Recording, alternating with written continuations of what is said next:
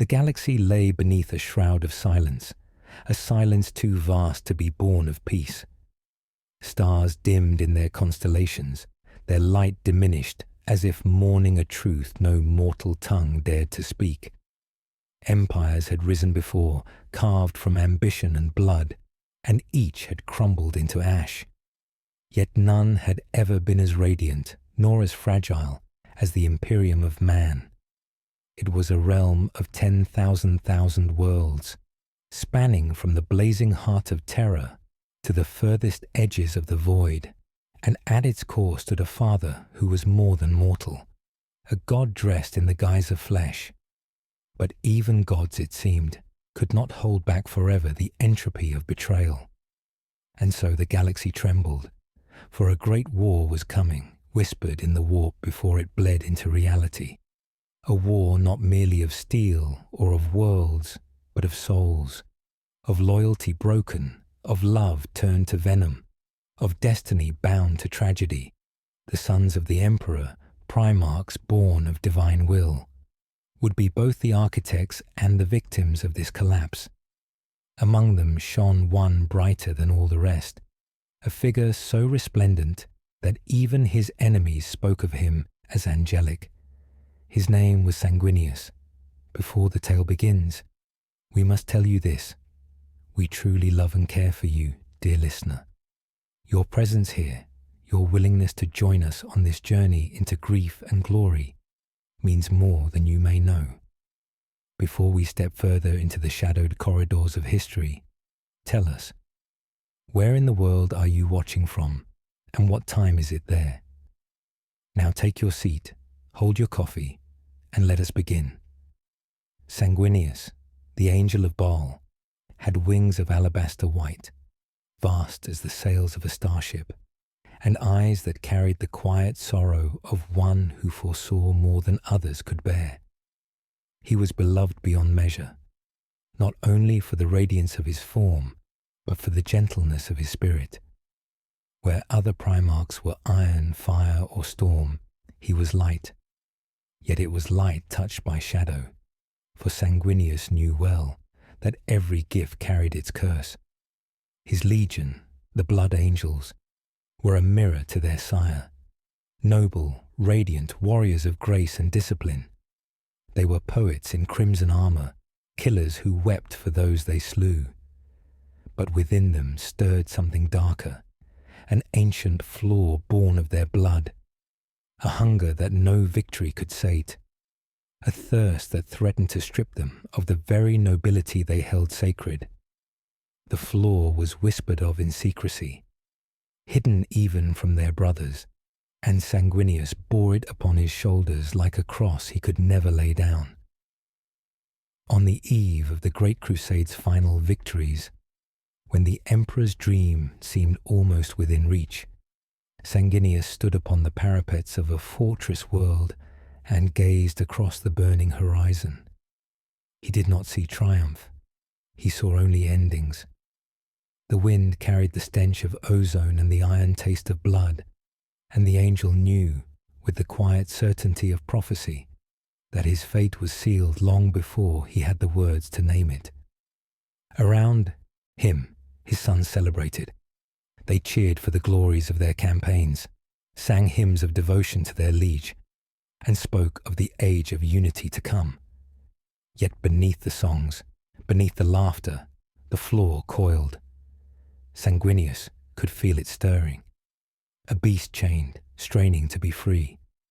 His sons fought not only their enemies but themselves, and though they did not yet realize it, he knew that one day the chains would break. It was then that Horus came to him. Horus, the War Master, favored son of the Emperor, brother and confidant. Their bond had been one of trust, forged in the crucible of countless battles. Sanguinius saw in Horus a reflection of nobility, of leadership, of the strength to unite fractured legions beneath a single banner. Yet in Horus's voice that night, there was something else, a weight, a shadow not yet spoken aloud. "Brother," Horus said, his words laced with warmth, Does the burden never grow lighter? We bleed for the Emperor's dream. We sacrifice all that we are, yet still he withholds the truth of what is to come. Tell me, do you not wonder if our faith blinds us? Sanguinius regarded him with quiet eyes. He could not answer as he wished, for the truth that haunted him was one even Horus could not yet bear. He longed to say, "Yes, I wonder. Yes, I fear that even our Father cannot save us from what waits ahead." But he said instead, "Faith is never blindness, Horus. It is a choice to see beyond the darkness, even when it surrounds us." Horus smiled, but it was a smile heavy with something unspoken. Sanguinius, for all his foresight, could not yet pierce the veil of what would come. The seeds of betrayal were sown in that very moment, seeds that would sprout into a galaxy-wide cataclysm. When the night was deep and the stars above shimmered with cruel indifference, Sanguinius walked alone among the dead of the battlefield. He touched their armor with reverence, whispering prayers for both friend and foe. To his sons, he was a god, but to himself, he was only a man destined to fall. His wings carried him into the sky, and from the heights he looked down upon the fields of carnage.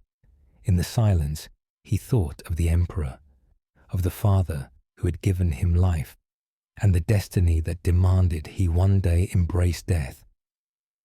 Prophecy had always haunted him. In visions, he had seen fragments of what lay ahead. Blood upon the golden throne, the shattering of brotherhood, the angel falling with broken wings.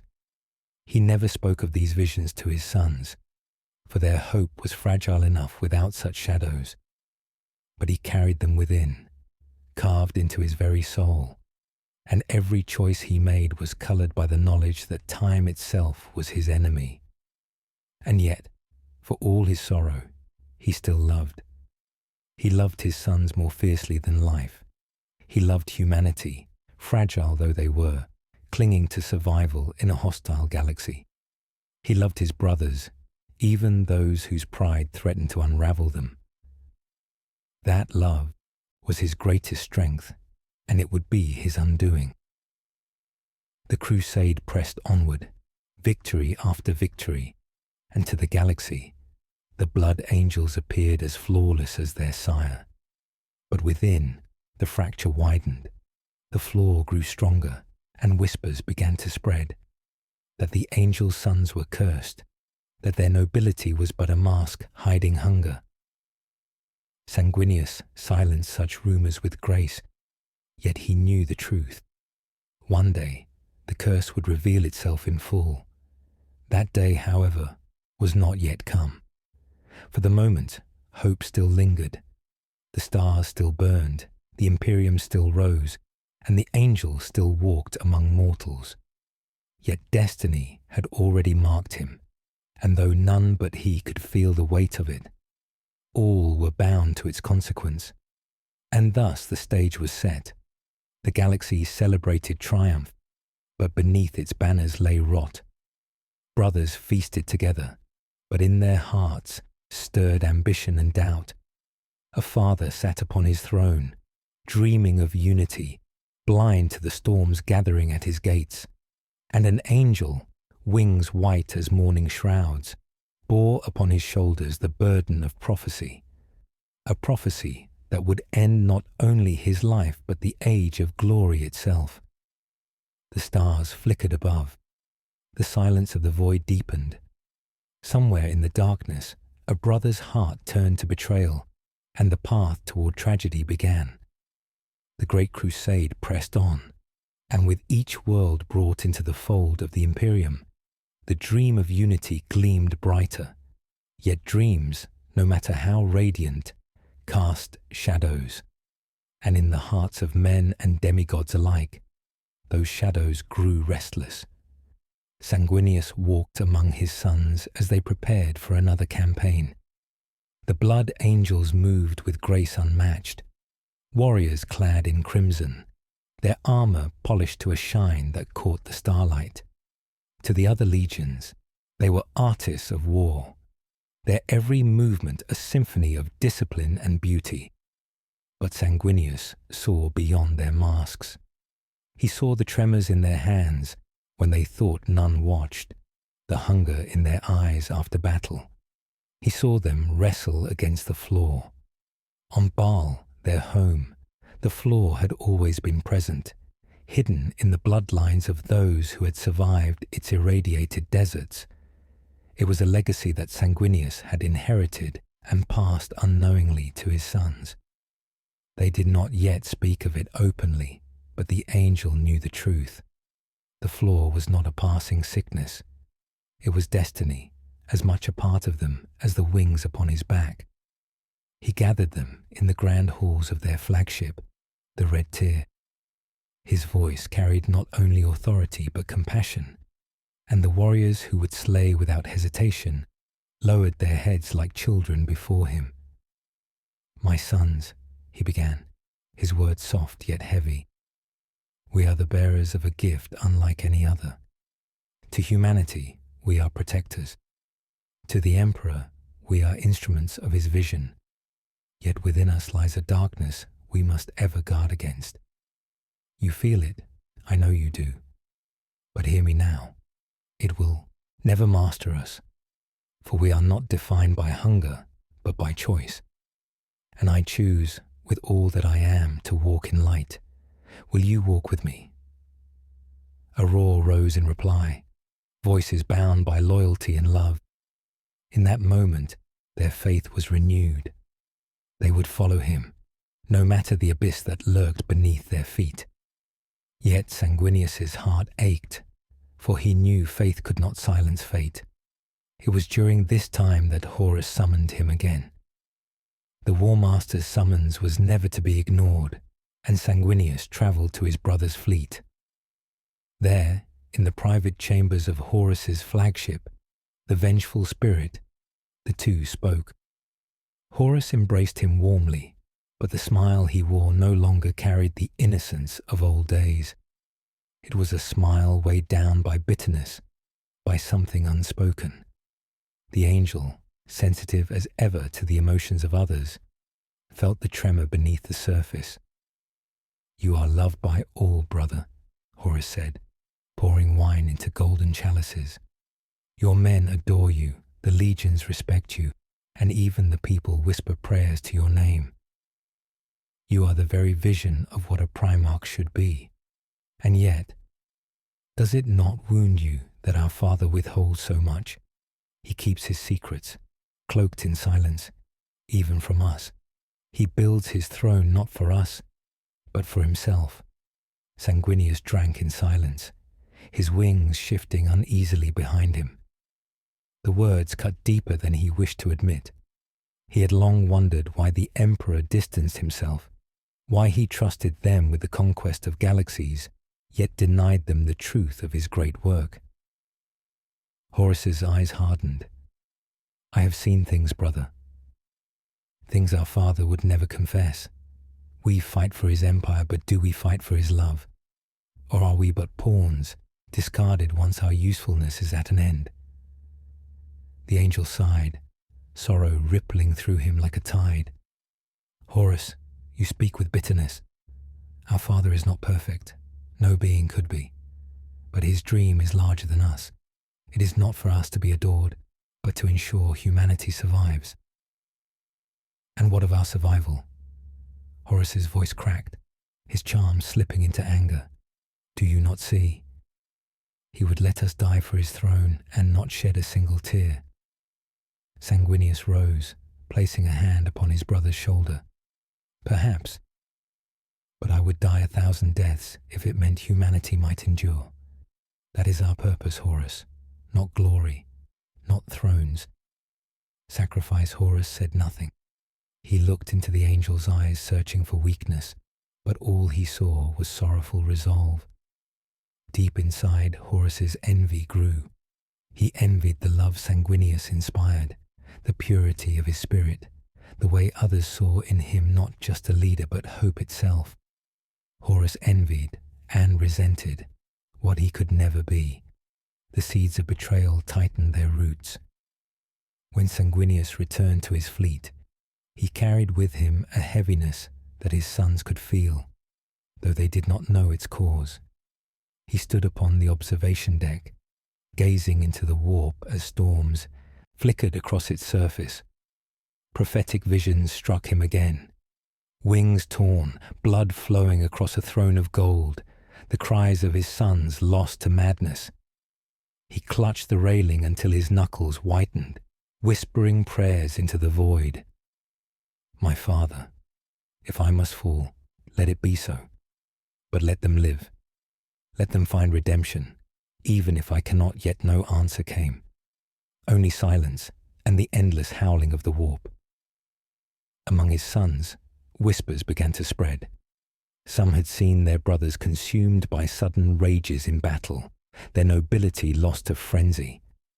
Others spoke of visions, of dreams stained crimson, of hearing voices that urged them to feast on the dead. They feared what they did not understand, and though their love for their father was unwavering, fear could fester into despair. Captain Rolderon, ever loyal and steadfast, confronted his Primarch. My lord, they are afraid. They hide it, but I see it. They fear themselves. They fear what we are becoming. What am I to tell them? Sanguinius placed a hand upon his captain's shoulder, his gaze steady but sorrowful. Tell them the truth, that we are cursed, that our curse does not diminish us, but makes our struggle greater, and therefore our victories more meaningful. Tell them that I love them, Raldoron. Tell them that I would burn my wings to ash if it meant sparing them this torment. The captain bowed his head, tears stinging his eyes. Never before had he seen a god weep for mortals. And so the legion pressed forward, haunted yet unbroken, noble yet flawed. To the galaxy they remained angels of salvation, crimson-clad heralds of the Emperor's will. But beneath the glory, doubt spread like cracks in glass.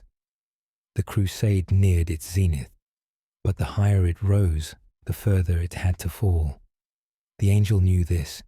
He had seen it in visions too painful to speak aloud. He knew that soon his brothers would turn upon one another, that love would be drowned in blood, and that he himself would stand at the heart of the storm. As the red tear cut through the void toward its next campaign, Sanguinius stood alone in his sanctum. He spread his wings, vast and white, yet they felt heavier than ever before. Looking into the void, he whispered not as a Primarch, not as a god, but as a man. Father, brothers, forgive me, for I already see the end. The stars offered no reply, but somewhere, far away, Horus prepared to make his choice. A choice that would damn them all. The Great Crusade was a fire that devoured galaxies, and in its flames, the legions Astartes forged destinies that would echo for millennia. For the Blood Angels, it was both a crucible and a mask. They were adored by the masses, hailed as angels descended from the heavens. Worlds bent their knees in awe at their crimson ranks and at the sight of their winged Primarch, who seemed more myth than flesh. But behind the mask of glory, Sanguinius felt the crack widening. Every campaign was victory. Every war ended with the Emperor's banners raised high. Yet Sanguinius could not ignore what he saw in the eyes of his sons when the killing was done. Their nobility had not vanished, but something lingered behind it. A shadow, an unspoken hunger. After battles, he found some of them standing over the slain longer than they should, their breathing heavy, their hands trembling, their gaze locked not on the enemy's armor, but on the lifeblood that spilled into the soil. He walked among them with words of comfort, his presence enough to steady hearts. To see the angel was to believe in salvation, but he could not watch all of them, always. and in the quiet corners of ships and camps, men wept with shame for the desires they could not name. Among the legion, there were those who whispered of it, a curse of blood. They called it the Red Thirst, though the name had not yet spread beyond hushed tones. It was a madness, a call in their veins that drew them to slaughter with a fervour that terrified even themselves. Captain Azkaelan, commander of the Sanguinary Guard, approached his lord in private. Azkaelan was ever the watchful blade, unwavering in loyalty, but even he could not ignore the truth. "My lord," he said, kneeling before Sanguinius in the dim sanctum of the Red Tier, "the flaw worsens. Some of our brothers lose themselves for moments too long. We recover them. We silence the whispers, but it spreads. What shall we do if one day we cannot hide it?" Sanguinius closed his eyes, the weight of centuries already pressing upon him, though he had lived but decades. "Then we will endure, as we always have. We will endure until fate denies us, even that." Azkaelan hesitated, his voice quieter now. "Is it fate, my lord, or punishment?" The angel's wings shifted, feathers catching the glow of candlelight. He thought of Baal, of the scorched earth where only the strong had survived, where the blood of mutants and raiders had soaked into the sand. Was this flaw born of that poisoned world? Or was it something older, something placed upon him by the cruel design of the warp? He did not answer his captain. To answer would be to admit the truth, that he did not know. It was during this time of unease that the Emperor summoned his sons to Ulanor. The galaxy trembled at the triumph. The greatest Orc empire in history shattered. The Imperium's banner raised higher than ever before. The Emperor stood before his armies, radiant, infinite, and declared Horus the War Master, supreme commander of the legions. The cheers had been thunderous. The legions roared their loyalty, their devotion. Yet in the heart of Sanguinius there was unease. He looked upon Horus as the title was bestowed, and saw pride flare like a star. Pride and something else. A hunger not unlike that of the flaw. Later, when they stood together away from the crowds, Horus clasped his brother's hand. "Do you not rejoice for me, Sanguinius? Together we will carry this Imperium into eternity." "I rejoice," the angel said softly, "but I fear as well." Horus tilted his head, his smile edged. "Fear? You of all of us. I have seen things, Horus. Shadows on the horizon. A day when brothers turn upon brothers. I cannot say when or why, only that it comes." For a moment, the War Master's smile faltered. In that flicker, Sanguinius thought he saw guilt, or perhaps recognition, but it was gone before he could name it, replaced with laughter. "You have always been too sorrowful, brother. Come, let us drink to the future, a future where the Emperor himself will one day step aside, and we will stand in his place." The words chilled Sanguinius. They were spoken as jest, but jest often veiled truth. He drank, but the wine tasted of ashes. In the months that followed, as the Emperor withdrew to Terra to begin his secret work, the burden fell heavier upon Horus. He commanded with brilliance, but also with fire that bordered on wrath. His victories grew bloodier, his punishments harsher. Sanguinius, ever the peacemaker, counselled mercy when he could, but his words often fell on deaf ears. Still, the bond of brotherhood endured, for now. Horus confided in him more than any other, perhaps because the angel's sorrowful wisdom felt like balm to his restless spirit. And Sanguinius, despite the shadows, loved Horus still. He loved him as only a brother forged in war could love, with trust, with forgiveness, with hope. But hope is a fragile thing. On the world of Melchior, The blood angels and the lunar wolves fought side by side. The enemy fell before them in rivers of fire, and victory was certain. Yet in the heat of battle something happened. A blood angel lost control. He tore into the foe not with discipline, but with frenzy. His screams echoed across the plain, not of triumph, but of hunger. When it was done, he stood over the corpses of dozens, his face twisted with bloodlust, his armor drenched in gore. His brothers looked on in horror. The lunar wolves whispered. They had seen what none were meant to see. Horus himself approached Sanguinius afterward, his eyes sharp with curiosity. Your sons fight with fury unmatched, brother. But I wonder, what price do you pay for such fervor? Sanguinius met his gaze without flinching. Every gift has its cost. Horus smiled thinly. Indeed. And perhaps one day that cost will be too much, even for you. The words lingered like poison. That night, Sanguinius dreamed. In his visions, he saw himself upon the golden throne, wings broken, blood pouring from wounds he could not name. He saw his sons howling in madness, their nobility lost, their hunger unleashed. He saw Horus, cloaked in shadow, a blade raised high above the emperor's form. He awoke with a cry, feathers trembling, heart heavy. He prayed in silence, his whispers carried into the void. Father, if this is the fate you have written for us, why give us wings at all? But the emperor, as ever, gave no answer. And so the angel endured, hiding his sorrow beneath a smile, guiding his sons with love. Even as the noose of destiny drew tighter, the flaw grew, the whispers spread, and in the shadows, Horus's pride burned brighter. The galaxy celebrated unity, but beneath its banners, the seeds of betrayal had taken root, and soon they would bloom.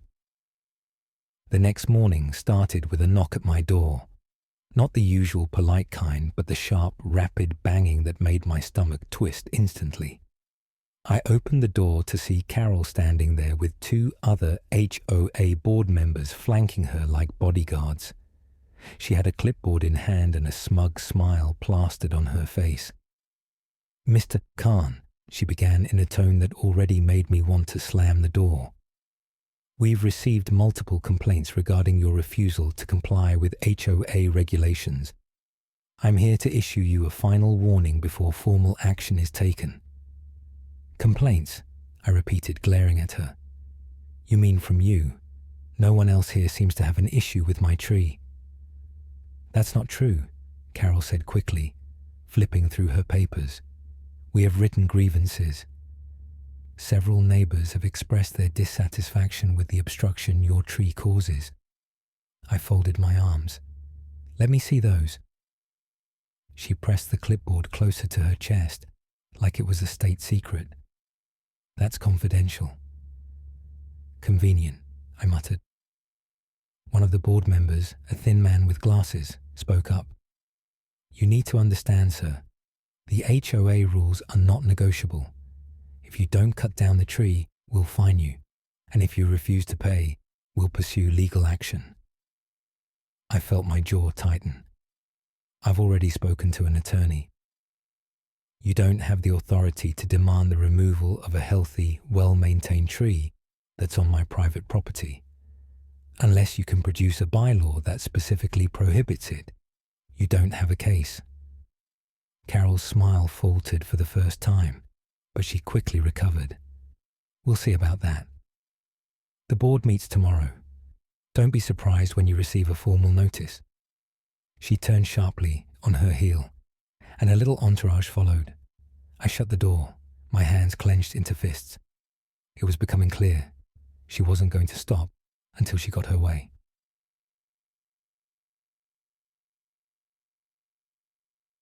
That night, I decided to take a walk around the neighborhood to clear my head. The cool breeze helped, and for a brief moment, I felt some peace. That was until I passed by Carol's house. Her blinds were open, and through the window, I saw her sitting at her dining table with the same 2 board members from earlier. Papers were spread across the table, and she was pointing at something with exaggerated gestures, clearly agitated. The men nodded along, their faces serious. She was plotting. I stood in the shadows, unnoticed, watching as she slammed her hand down on the table. Even without hearing her words, I could feel the venom in her tone.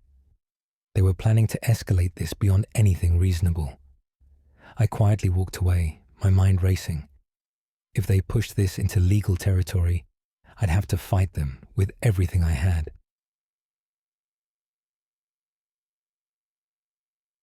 The following day, sure enough, I received a letter in my mailbox.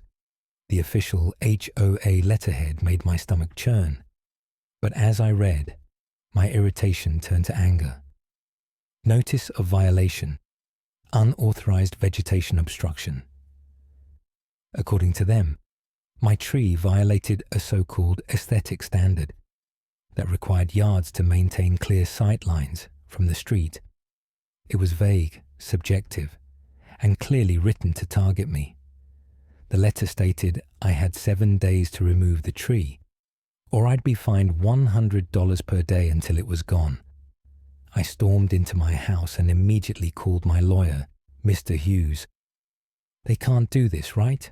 I demanded, pacing my living room. Mr. Hughes sighed on the other end. "They can try.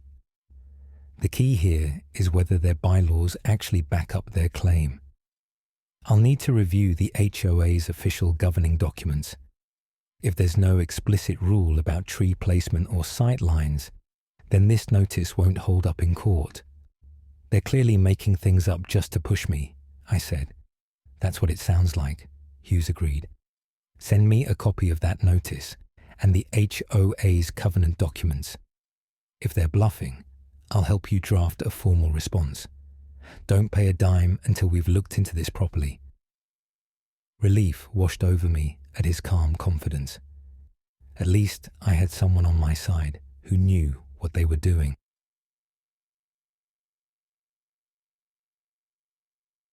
Later that evening, as I was watering the base of the tree, I noticed Carol standing across the street, arms crossed, glaring at me. She didn't say anything. She just watched. It was unnerving, like she wanted me to know she was keeping tabs on me. When I finally made eye contact, she smirked and walked away without a word. I muttered under my breath, "This woman is losing her mind." But the real shock came the next day. I woke up to the sound of machinery. At first, I thought it was construction down the street. But when I opened my blinds, my heart nearly stopped. A large truck with tree-cutting equipment was parked in front of my yard. 2 workers were unloading chainsaws. I bolted outside. "What the hell do you think you're doing?" One of the men looked up, confused. "We were hired to remove this tree." "HOA's orders. You're not touching that tree," I shouted. "This is my property." Carol appeared suddenly from her porch, shouting across the street, "Don't listen to him. I'm the HOA president. I authorized it." The workers looked torn, their eyes shifting between me and her.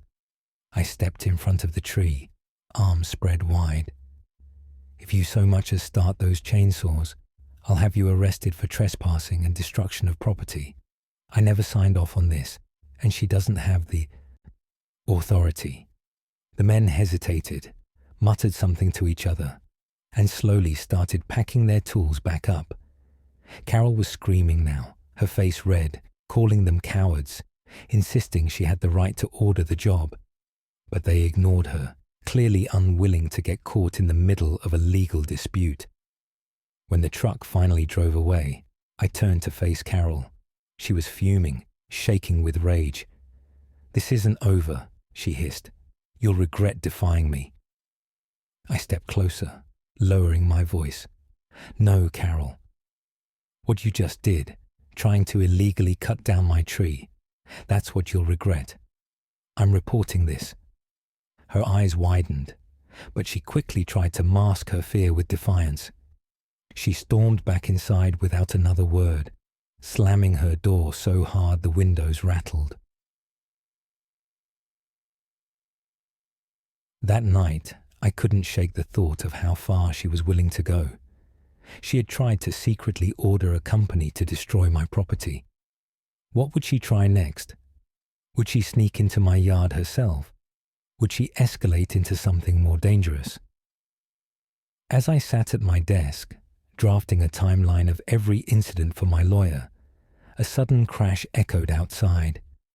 My heart leapt. I rushed to the window, and what I saw made my blood run cold. The tree had been slashed. Deep cuts ran across its bark, fresh and jagged, the mark of an axe. Someone had tried to damage it in the dead of night. And standing at the edge of the street, half hidden in the shadows, was Carol, holding something long and sharp in her hands. I didn't sleep much that night. The glow from the security cameras in my living room cast long shadows across the walls, each one reminding me that Frank had been in my backyard, uninvited, trespassing, bold enough to think he had the right. My fist clenched at the thought, but beneath the anger was a sharper, colder feeling. Unease. By morning, I tried to shake it off with coffee and a routine scroll through my emails. But then I saw it, a message with no subject line. My stomach tightened as I clicked it open. Take down those cameras, or else. That was all it said.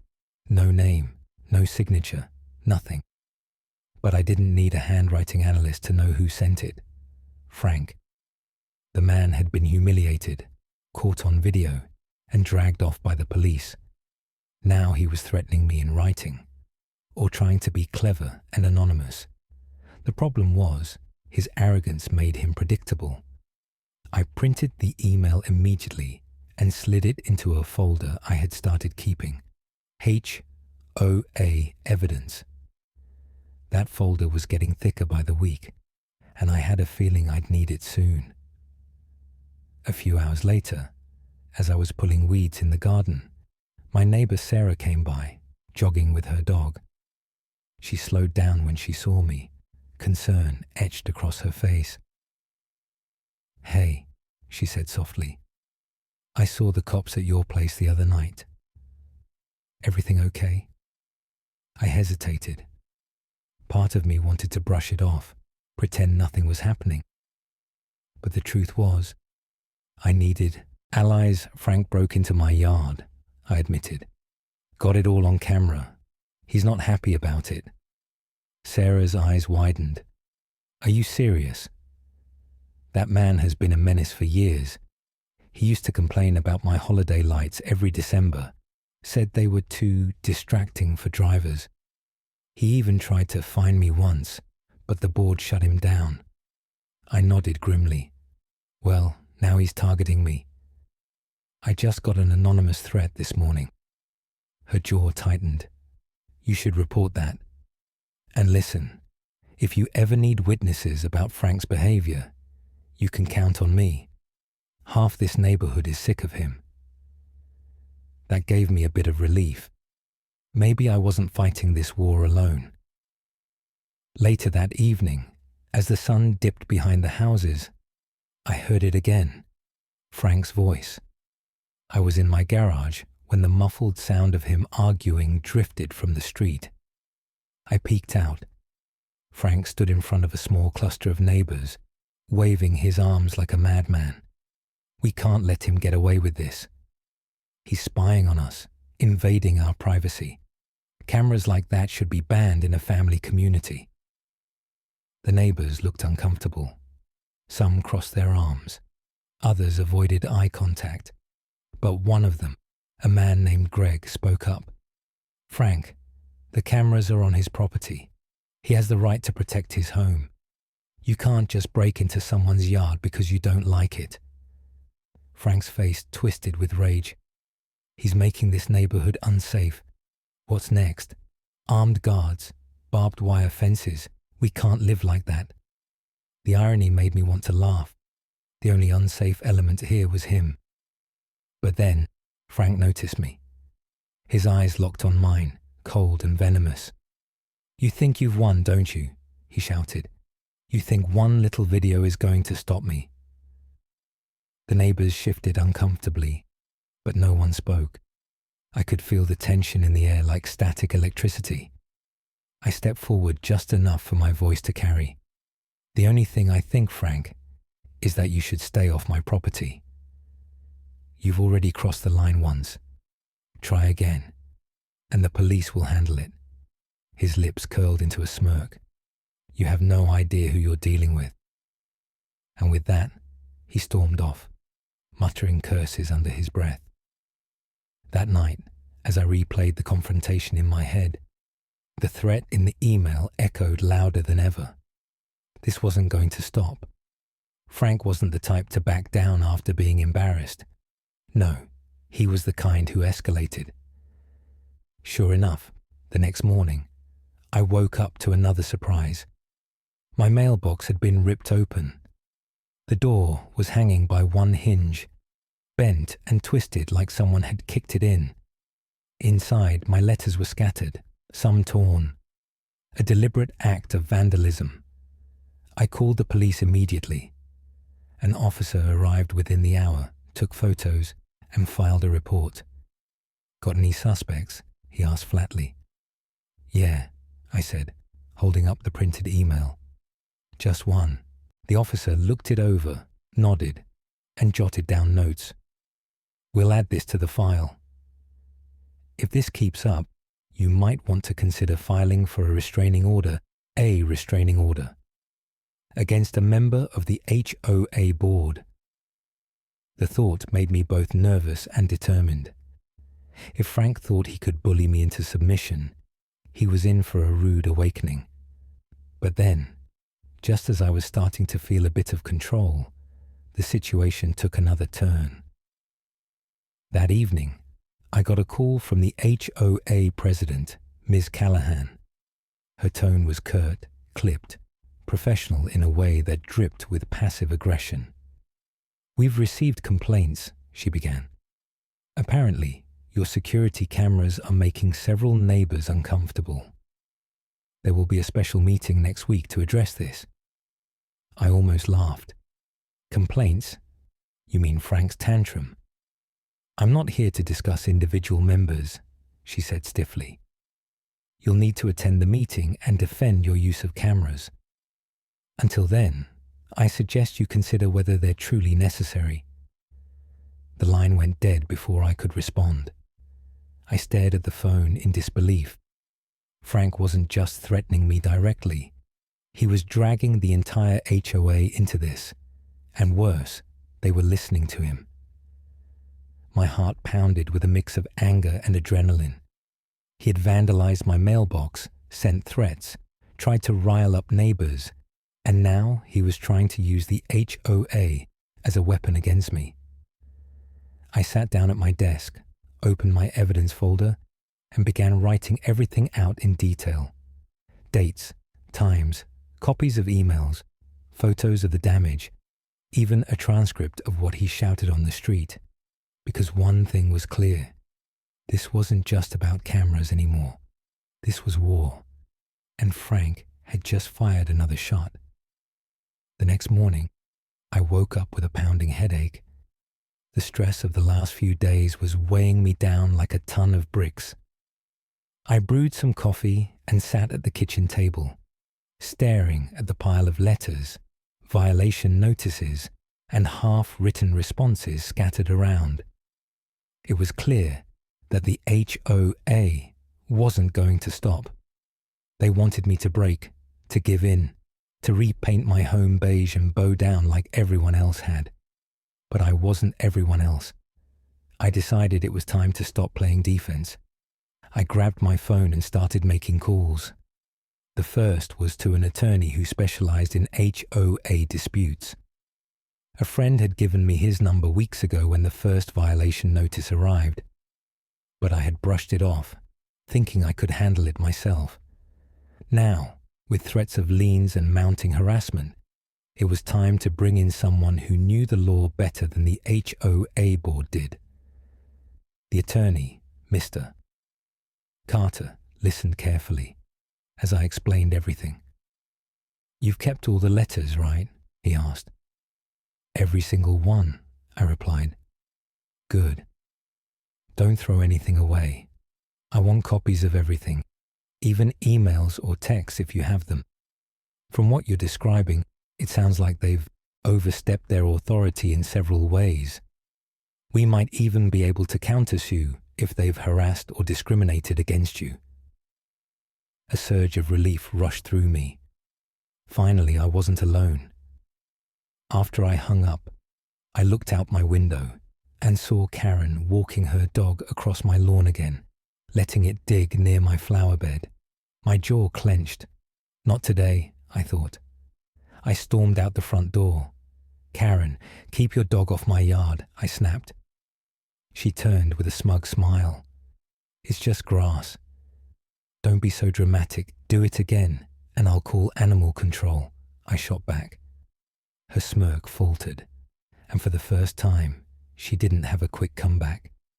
She yanked the leash and marched off. That small victory gave me a jolt of strength I hadn't felt in days. Later that afternoon, Mr. Carter called back. "I've reviewed the HOA bylaws you sent me," he said. "And here's the thing. Nowhere in those bylaws does it say that you are required to paint your house beige. They have guidelines for maintenance, but nothing that gives them authority over color unless it's explicitly stated. They're bluffing," I couldn't help but grin. "So they've got nothing." "Not only that," he continued, "but the threatening language in their letters could be considered harassment, and their attempt to fine you without a proper hearing is illegal. We're going to hit back that night." I drafted a formal cease and desist letter with Carter's help, demanding that the HOA stop harassing me immediately. We gave them a deadline to withdraw their violation notices or face legal action. For the first time since this nightmare began, I felt like the power balance was shifting. The next HOA meeting was only 2 days away. Carter suggested I attend with him. "They won't expect you to show up with an attorney," he said. "It'll rattle them." When the night came, I walked into the community clubhouse with Carter by my side. The entire board was there, Karen, smug as ever, sitting front and center. She sneered when she saw me, but the moment her eyes landed on Carter, her expression faltered. The president of the HOA, Mr. Thomas, cleared his throat. "We're here to address the repeated violations regarding your home's exterior paint color." Carter cut him off smoothly. "Actually, we're here to address the board's unlawful harassment of my client. We've reviewed your bylaws, and there is no clause that dictates my client must paint his home beige. Furthermore, your threats of liens and fines are not only unenforceable, but potentially illegal." The room went silent. The other board members shifted uncomfortably in their seats. Karen's face turned beet red. "That's absurd," she snapped. "The rules are clear. Everyone else complies. Why should he be special?" Carter leaned forward calmly. "Show us the clause in your bylaws that requires beige paint." "Go ahead. We'll wait." Karen scrambled through, her binder flipping pages furiously, but there was nothing. Mr. Thomas cleared his throat again. "Perhaps we should table this discussion until—" "No," Carter interrupted firmly. "You've harassed my client for weeks, issued unlawful violation notices, and attempted to intimidate him into compliance with rules that don't exist. If this continues, we'll pursue legal remedies, including damages for harassment." The board members exchanged nervous glances. For the first time, they weren't in control. I sat back, savoring every second. After a tense silence, Mr. Thomas muttered, "We'll review the situation further." "That's not good enough," Carter pressed. We want a written statement clearing all violation notices within 5 business days.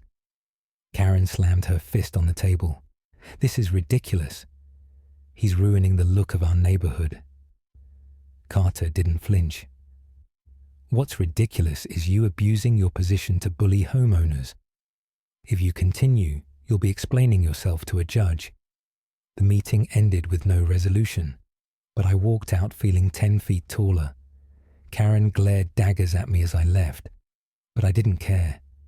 For once, she looked nervous.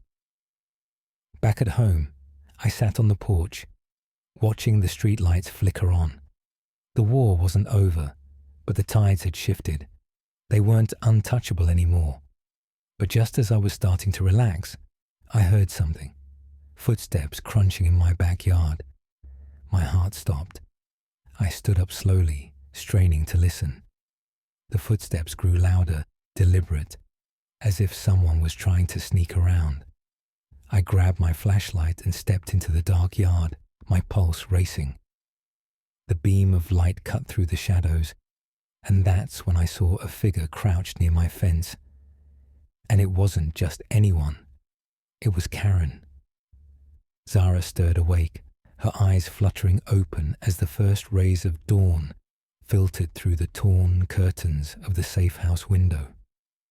The night had been uneasy, haunted by half-sleep and whispering echoes of fear.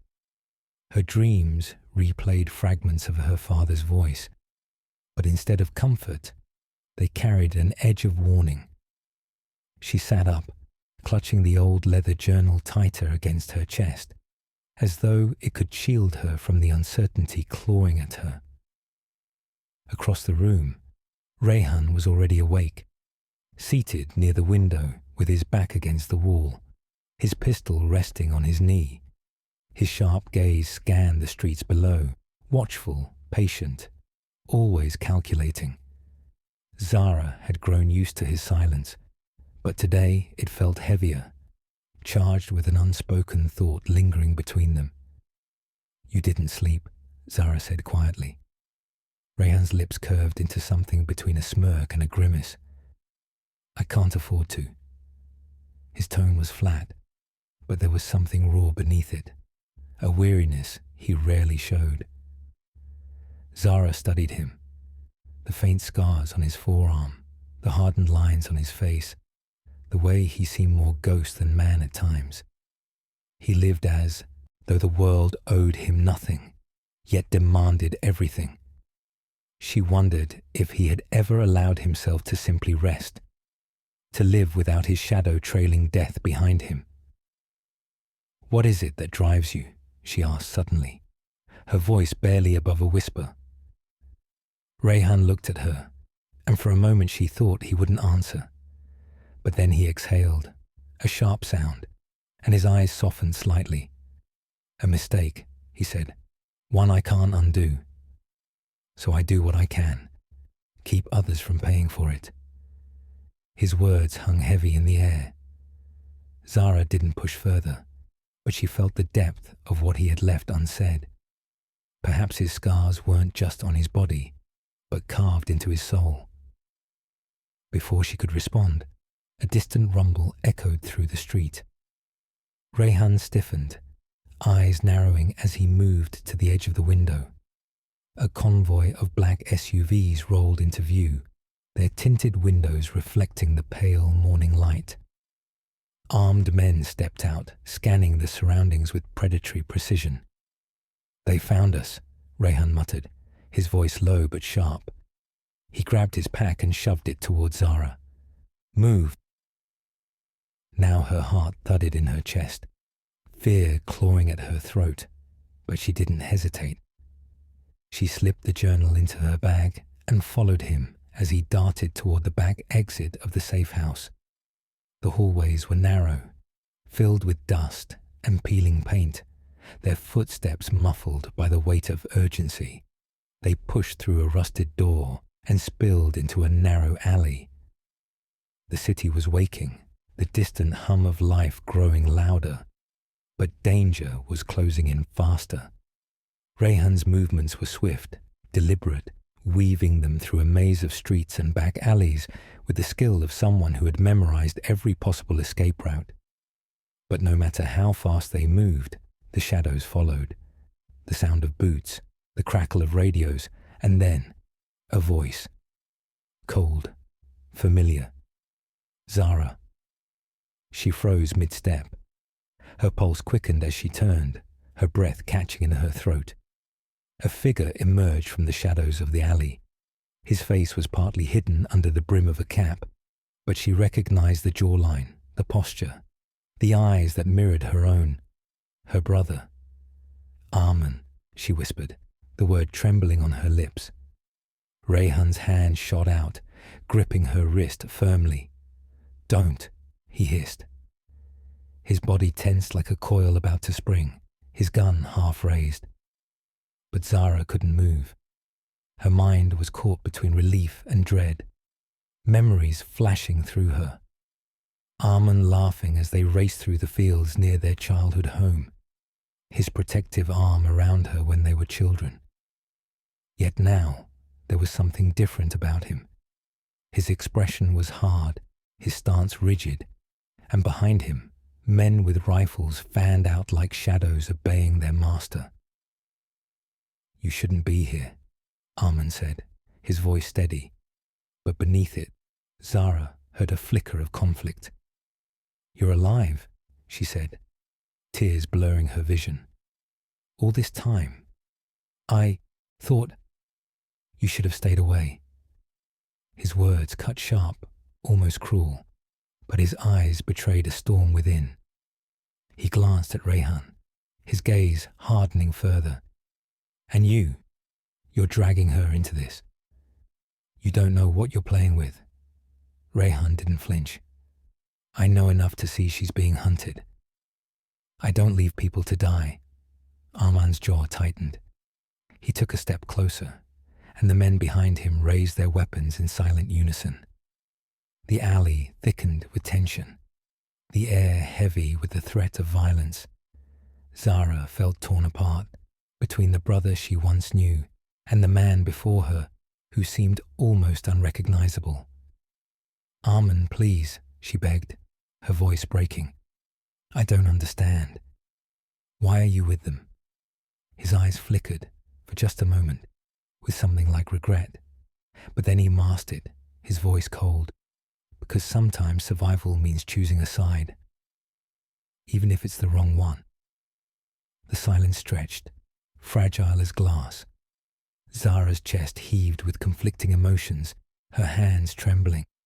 She wanted to run to him, to demand answers, to pull him back from whatever darkness had claimed him. But the line between them was drawn sharp and deadly, and Rayhan's grip on her wrist was a reminder that one wrong move could shatter everything. Then, without warning, Arman raised his hand. The men behind him steadied their weapons. "Hand her over," Arman said, his voice steel. "This is your last chance." Rayhan's gun shifted higher, his finger brushing the trigger. His body shielded Zara instinctively, his stance unyielding. "You'll have to go through me." The alley erupted into silence so deep it rang in Zara's ears. Her heart thundered, her breath caught between hope and dread. She didn't know which way this moment would shatter, toward salvation or destruction. Arman's gaze locked with hers, a storm of brotherly love and ruthless determination colliding in his eyes. And then slowly, his lips parted as though to speak. But the crack of a gunshot split the morning air. The morning of the court hearing, I felt an anxious mix of fear and determination. Karen had dragged this feud all the way into the legal system, and while part of me wanted to believe the judge would see through her nonsense, another part of me knew that HOAS often had a way of twisting rules in their favor. I stood in front of the mirror, adjusting my tie. My lawyer, David, had reassured me that our case was strong. We had video evidence of Karen trespassing, police reports of her harassment, and even testimonies from a few neighbors who were tired of her antics. But Karen wasn't the type to show up quietly. She was going to make a scene, and I knew it.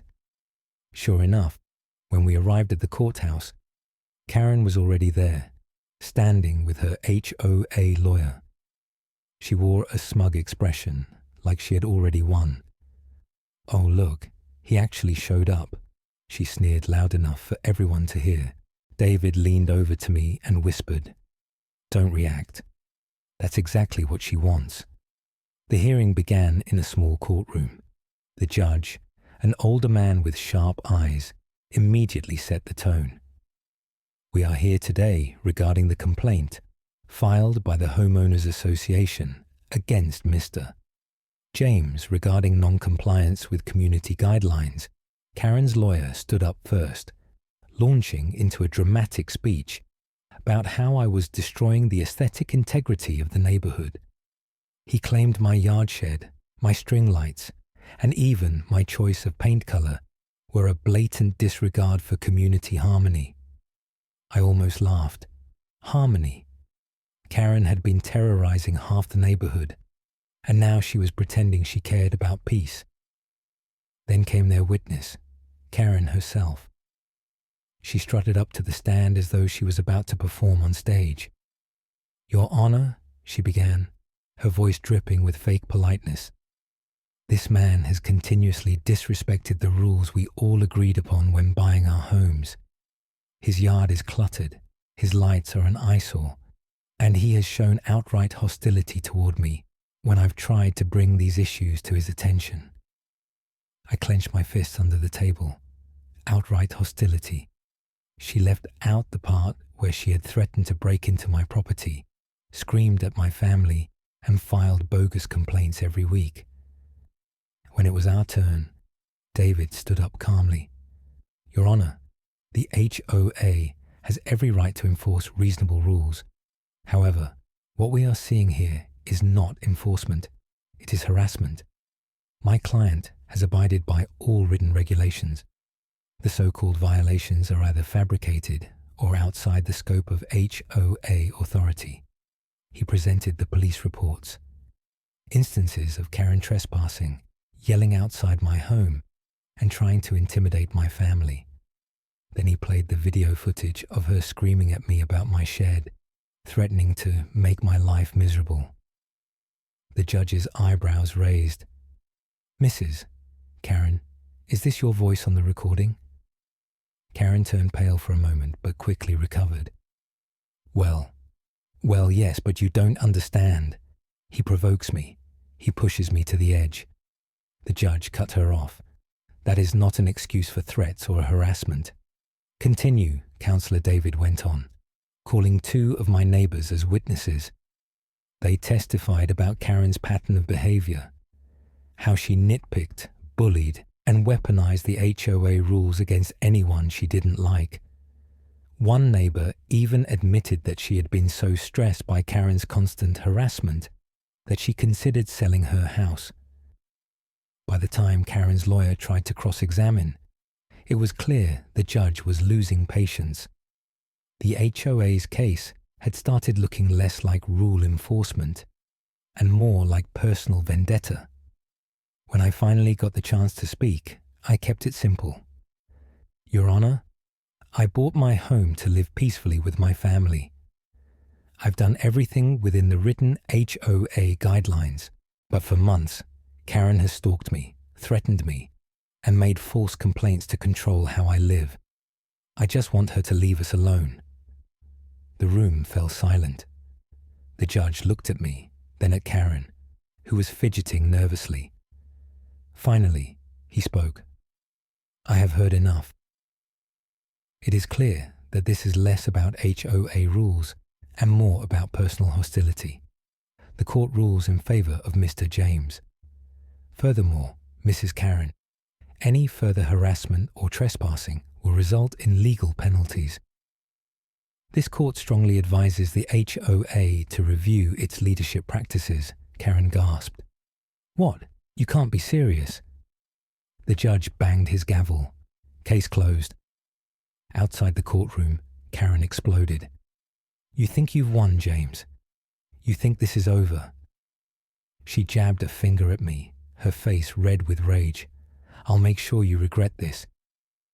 Before I could even respond, David pulled me away. "Let her scream. She's only digging her own grave." But as we walked to the parking lot, I noticed Karen on the phone, pacing furiously. She wasn't done, not by a long shot. And the dangerous look in her eyes told me that what she had planned next was going to be far worse than anything she'd done before. The trial was set for the following week. The HOA, led by Mr. Graham and his cronies, had assembled their evidence in a desperate attempt to make me look like a rule breaker. Flyers, noise complaints, and even a few grainy foam pictures of my guests were shoved into a file they claimed showed I was a menace to the neighborhood. But they didn't realize that while they were busy scheming, I had been preparing my own counterattack. On the morning of the hearing, I walked into the community center with a thick folder of my own. Inside were signed petitions from nearly 30 neighbors, every one of them backing me up. Some had even offered to testify in my defense, furious at how the HOA was wasting everyone's time. The smell of stale coffee hung in the air as residents filled the folding chairs, waiting for the spectacle to begin. The tension was so heavy that even Graham's smug grin couldn't mask his nerves. "Mr. O'Malley," the HOA chairwoman said, trying to keep the session formal, "we're here to discuss ongoing violations regarding your excessive noise and disruptive gatherings." I stood tall, my voice steady. "With all due respect, this is nothing more than a personal vendetta. My barbecues are not violations. They're community events. People are here today to confirm that Graham scoffed." Community events? They're parties, loud, disruptive, and offensive. This neighborhood has standards. Standards, I shot back. "Or your standards, Mr. Graham, because last I checked, the HOA bylaws say nothing about families gathering on private property for a meal." A murmur rippled through the room. Several residents nodded in agreement, and I saw Graham's jaw tighten. That was the first crack. Then I pulled out my trump card, a copy of the HOA's own financial records, which I'd requested weeks earlier. "While you're all here wasting time policing barbecues, maybe we should look at this. Thousands of dollars of HOA funds redirected into administrative expenses. Care to explain why the landscaping budget is mysteriously empty, Mr. Graham?" The room went dead silent. His face flushed crimson. He stammered, looking toward the other board members for support, but they were suddenly very interested in their notes. The silence dragged on, and the weight of the residents' stares grew unbearable for him. Finally, a voice from the crowd rang out. "We're tired of this nonsense. He's right. This HOA has been nothing but harassment." That broke the dam. Others chimed in, calling out the pettiness, the bullying, and the constant overreach. One by one, the tide turned against Graham, and his smirk was gone, replaced by a look of panic. He tried to regain control, banging on the table, but the residents weren't listening anymore. "This is over," I said firmly. "You've wasted everyone's time, tried to humiliate me, and failed. My barbecues will continue, and the community supports them. You don't own us, Graham. The HOA isn't your kingdom." The chairwoman sighed, rubbing her temples. "Enough. The board rules in favor of Mr. Malik. These gatherings are not violations." The eruption of applause was deafening. Graham sat frozen, staring at me with a look that could kill. I had humiliated him publicly, stripped him of control, and worst of all, proved that people were no longer afraid to stand up to him. As I gathered my papers and left the hall, neighbors clapped me on the back, thanking me for finally standing up. But in the corner of my eye, I caught Graham's glare. It wasn't over. The rage burning in his expression told me that he was planning something darker, something beyond petty complaints and hearings, and that terrified me more than anything, because I knew the fight had only just begun. The courtroom buzzed with hushed voices as we all waited for the judge to enter. Karen sat at the front, smug as ever, her stack of papers neatly laid out in front of her. She glanced back at me once, her lips curling into a condescending smirk, as if she already knew the outcome. My stomach twisted, but I forced myself to stay calm. This was it, the final showdown. Months of harassment, letters, fines, threats, and arguments had led to this single day. The bailiff called for silence. Everyone rose as the judge walked in, an older man with a stern but fair expression. He took his seat, adjusted his glasses, and looked over the paperwork. Case number 742, HOA versus James Carter, he announced. His voice was steady, commanding. This court will now hear arguments regarding alleged violations of the Homeowners Association covenant. Karen immediately rose to her feet, brimming with energy. Your Honor, the defendant has willfully and repeatedly violated HOA rules, disregarding the bylaws he agreed to when moving into the community. He has installed unauthorized modifications to his property, refused to comply with citations, and undermined the authority of this association. Her words dripped with venom, and her tone carried the smugness of someone who thought victory was guaranteed. She flipped through her papers and began rattling off accusations. My shed, my paint color, my garden hose, even the flowers I'd planted. Each one was framed as a blatant violation, each one exaggerated beyond reason. The judge listened patiently, jotting down notes. When Karen finally sat, her shoulders straightened like she had just delivered a closing argument in a murder trial. Then it was my turn. I stood, my heart hammering in my chest. My lawyer gave me a reassuring nod, but I knew this was my moment to speak. Your Honor, I began, steadying my voice. The HOA has not only overstepped its boundaries, but it has targeted me unfairly and maliciously. I have here, I lifted a binder thick with evidence, documentation of every violation notice I've received, and side-by-side comparisons with other properties in the neighborhood that have the exact same features that have never been challenged. I handed the binder to the bailiff, who passed it to the judge. He flipped through the pages, his expression shifting from neutral to mildly concerned. In addition, I continued, I have letters, recordings, and testimony from neighbors who witnessed the harassment I've endured. This wasn't about enforcing rules. This was personal. Karen jumped to her feet. Objection. That's irrelevant character testimony. The judge raised a hand. Sit down, Ms. Benson. I'll decide what's relevant. Her face flushed, and she reluctantly sat. I went on, describing how Karen had stormed into my backyard uninvited, how she had demanded I remove perfectly legal property additions, how she had abused her position on the HOA board to single me out. My lawyer backed me with statutes from the state HOA Act, showing where the association had violated its own bylaws. The judge leaned back, scanning the evidence. The silence in the room grew heavy. Finally, he looked at Karen. Miss Benson, is it true that other homes in this community have sheds, non-standard paint colors, and extended gardens? Karen shifted uncomfortably.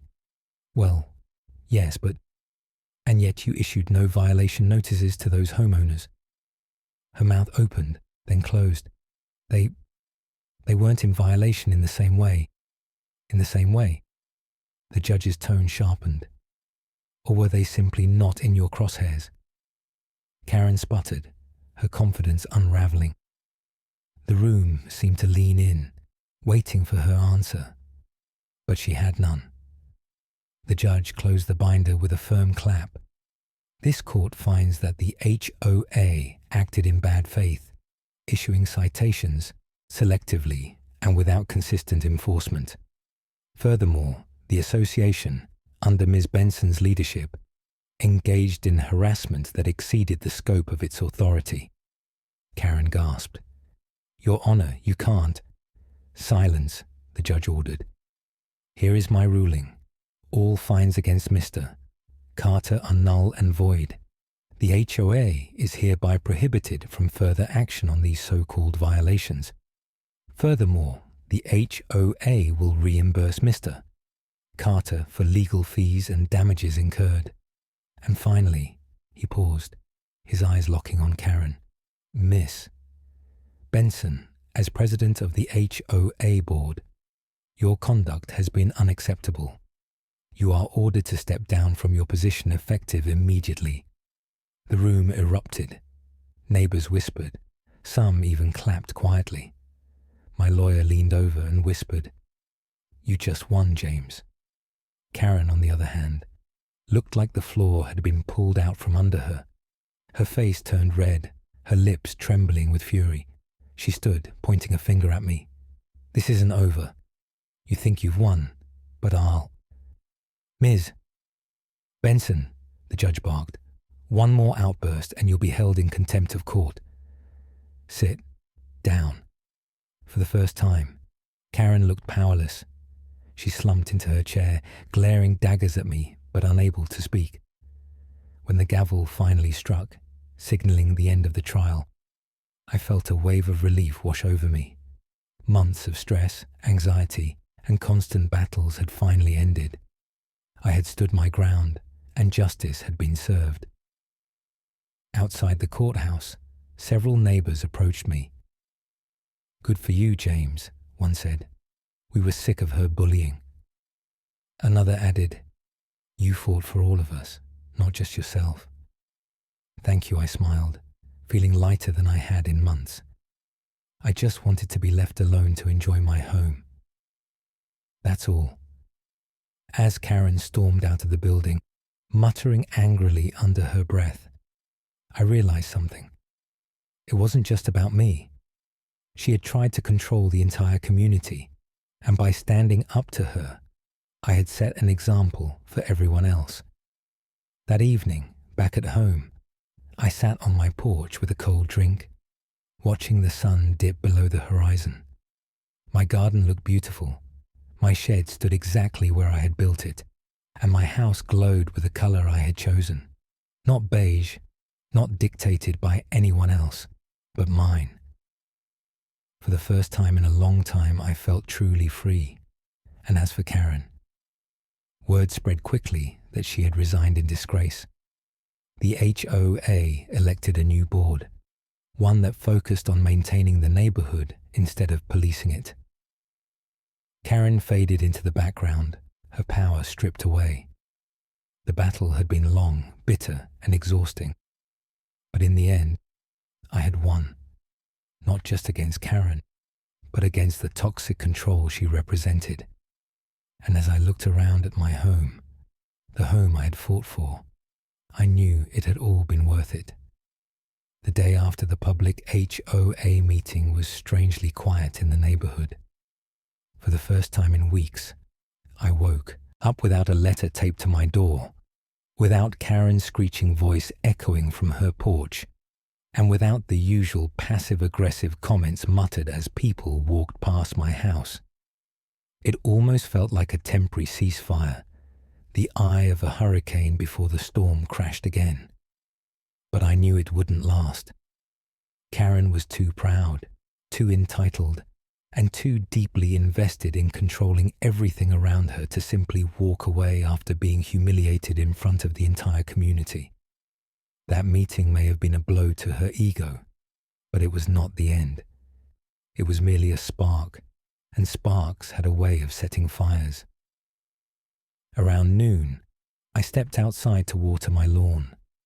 The neighborhood looked deceptively normal. Kids were riding bikes, a few neighbors were doing yard work, and cars pulled in and out of driveways. But every now and then, I'd catch someone glancing at my house. Some offered me supportive nods. Others kept their distance, clearly not wanting to pick a side too openly. The division in the community was still sharp. Half tired of Karen's reign, half still blindly loyal to her. As I coiled up the hose, I noticed a figure standing near the corner of my property. It was Karen, dressed in her usual bright blazer, clutching a clipboard to her chest like it was a weapon. She didn't move, didn't speak, just stared at me with a thin, cold smile. "What do you want, Karen?" I asked, already bracing myself. She finally stepped forward, her heels clicking on the pavement. "You think you embarrass me, don't you? You think you've won?" "I don't think anything," I replied calmly. "I just stood up for myself." She scoffed. "You've made a terrible mistake. You've turned people against me, but you don't understand. This neighborhood runs because of me. Without my leadership, everything would fall apart, and I won't let someone like you ruin years of hard work." "Your hard work is harassment," I shot back. "People are tired of you, Karen." "You saw it in that meeting." Her eyes narrowed, and her smile twisted into something cruel. "You don't get it. This isn't about rules anymore. This is about respect. You embarrass me, and people who embarrass me regret it." Before I could reply, she turned on her heel and walked away, leaving her words to hang in the air like a storm cloud. That night, the storm broke. I was sitting in my living room, trying to unwind with the TV on, when the sound of loud banging shook my front door. I rushed over, heart pounding, and opened it to find 2 uniformed police officers standing there. "Evening, sir," one of them said firmly. "We received a report about you violating HOA regulations and making threats toward a board member. We'll need to ask you a few questions." I froze. "What? That's ridiculous. Who reported that?" The officers exchanged a look. One of them flipped open a notebook. "A Mrs. Karen Walker. She claims you've been harassing her and refusing to comply with repeated HOA directives." My fist clenched. This was it. Karen had escalated from harassment to outright lies, dragging law enforcement into her personal vendetta. "Officers," I said carefully, "Karen has been targeting me for weeks. I haven't broken a single law. In fact, I've documented everything, every letter, every confrontation, every witness who's seen her behavior. Would you like to see?" The officers hesitated, clearly not expecting me to be so prepared. I ushered them inside and showed them my growing file, screenshots of text messages, copies of letters, recordings of HOA meetings, even emails from supportive neighbors backing up my story. By the time they left, the officers looked more annoyed at Karen than at me. One of them muttered, "This isn't the first time we've gotten a call from her." That gave me a glimmer of hope, but it didn't make the threat any less real. Karen had crossed a line, and she wasn't going to stop until she got what she wanted. The following days were chaos. Karen began a smear campaign, going door to door, spreading lies about me. She claimed I was a menace to the neighborhood, that I was trying to destroy the HOA, that I had disrespected her personally. Some people bought into it, while others grew even more disgusted with her antics. But then, one night, things took a darker turn. I woke up around 2 a.m. to the sound of footsteps outside my window. My stomach dropped. I grabbed my phone, ready to dial the police, and peeked out the blinds. There she was, Karen. She was on my lawn, flashlight in hand, scribbling notes on her clipboard as if she was conducting some kind of midnight inspection. But then she did something that made my blood run cold. She walked straight into my backyard without hesitation. I had warned her before. I had told her to stay off my property. And now here she was, trespassing in the dead of night, acting like she owned the place. This wasn't just harassment anymore. This was an invasion. I dialed 911 immediately, whispering into the phone as I described what was happening. Within minutes, red and blue lights flashed across my street. I stayed inside, watching from the window as the officers confronted her. Karen didn't look afraid. She didn't even look ashamed. She started shouting, gesturing toward my house, claiming she was documenting violations. But the officers weren't buying it this time. They asked her for identification, questioned her, and eventually escorted her to their car. She wasn't handcuffed, not yet, but she was clearly furious, her face red with rage as she yelled my name across the street. "You think this is over?" she screamed. "You'll regret this. I'll make sure of it." The sound of her voice echoed long after the police car drove away. I stood in the silence of my living room, shaking from the adrenaline. I knew one thing for certain. Karen had lost control. She wasn't just trying to enforce rules anymore. She was obsessed, dangerous, and I had no idea what she would do next. Days passed since Karen's midnight trespass, and the neighborhood seemed to hold its collective breath. People whispered behind closed doors, curious but cautious. Some feared the consequences of getting involved. Others quietly cheered that finally justice was catching up to her. I kept my distance, staying vigilant, knowing that Karen's obsession hadn't vanished. It had only intensified. It was a Friday evening when the real test came. I had just finished watering my garden when I noticed a figure moving at the edge of the street. My heart sank before I even had to see her face. Karen. She wasn't alone this time. A few of her loyal HOA allies flanked her, their expressions rigid, almost militaristic. The clipboard was gone, replaced by a bundle of papers that she waved aggressively. "James," she shouted, her voice carrying down the street. "This ends now. You've humiliated me, and I will not be ignored. You're going to regret every moment of defiance." I took a deep breath, steadying myself. "Karen, you've already lost. Step away from my property and let this end peacefully." But she didn't move. Instead, she took a step forward, her eyes wild. Her allies followed, murmuring threats about fines, lawsuits, and neighborhood sanctions. The tension was palpable, and I realized this wasn't just a verbal confrontation. It was an attempt to intimidate me, perhaps to provoke a reaction that could give her leverage. I held up my hands, trying to remain calm. "I have records of all your harassment. I've reported every incident. If you continue this, it's on you." Her lips twisted into a furious sneer. "Records, reports. The HOA has rules. You think you're above the community? Think again." One of her allies stepped forward, but before he could speak, a familiar voice cut through the chaos. "Step away from his property." It was Officer Ramirez, arriving with 2 other patrol cars. Their sirens had remained silent, but their presence instantly changed the dynamics. Karen froze, realizing she was now outnumbered. "This is your final warning," Officer Ramirez continued. "You're trespassing. You will leave immediately or face arrest."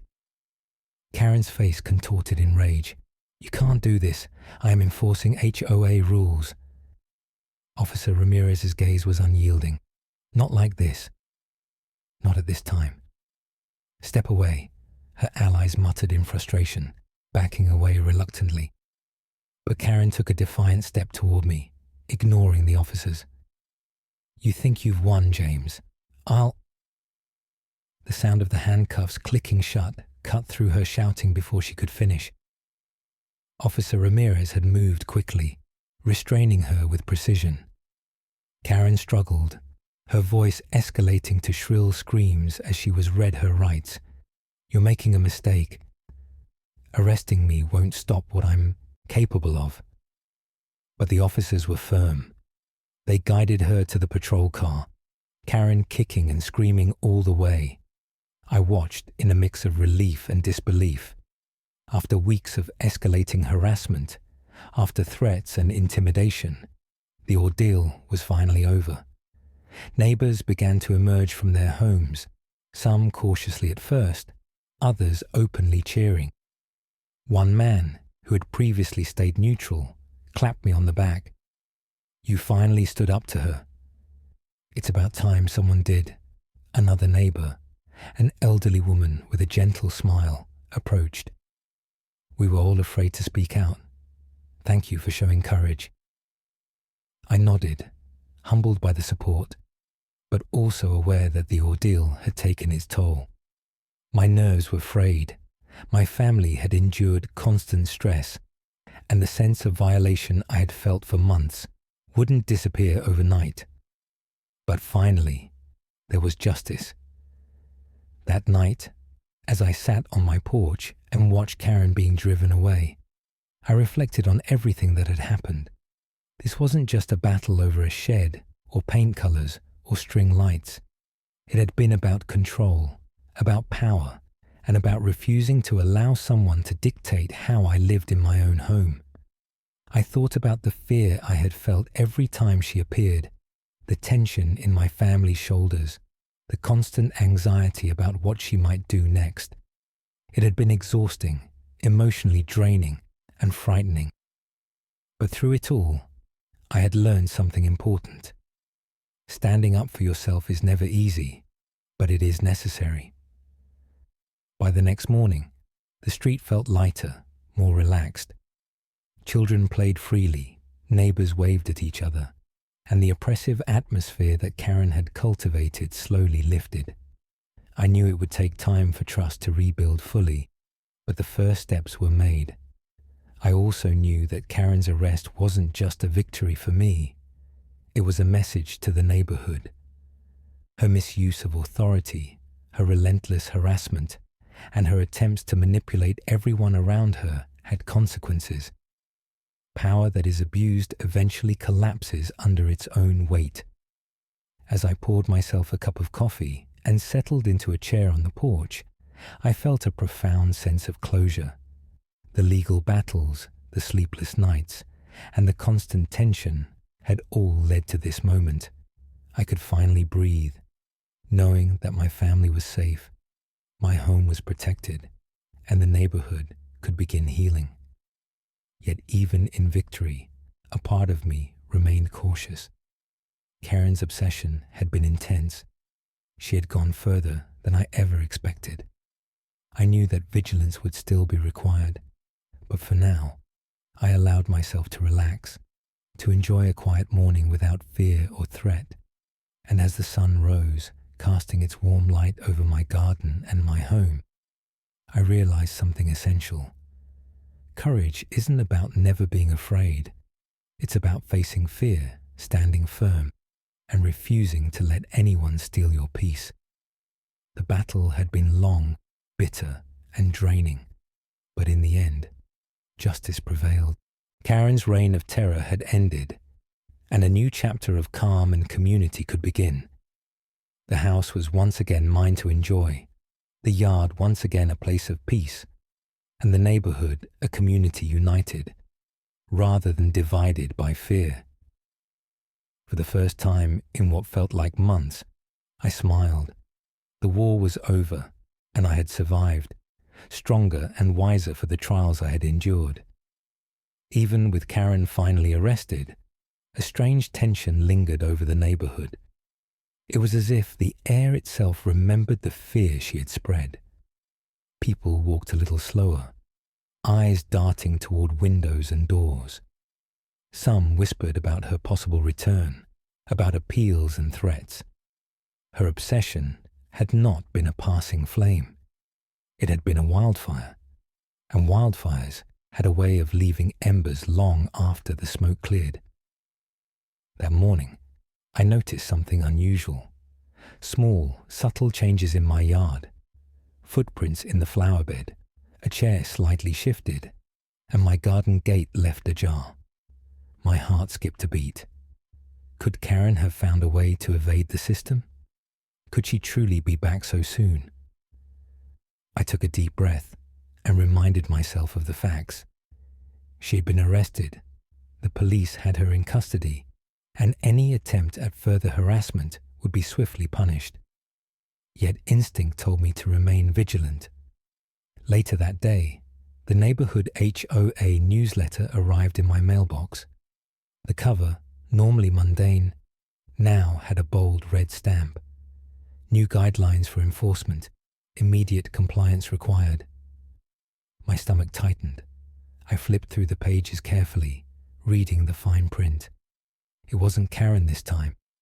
It was a faction of the HOA who had quietly supported her methods, seizing her absence as an opportunity to tighten control. The new regulations were vague but intentionally intimidating.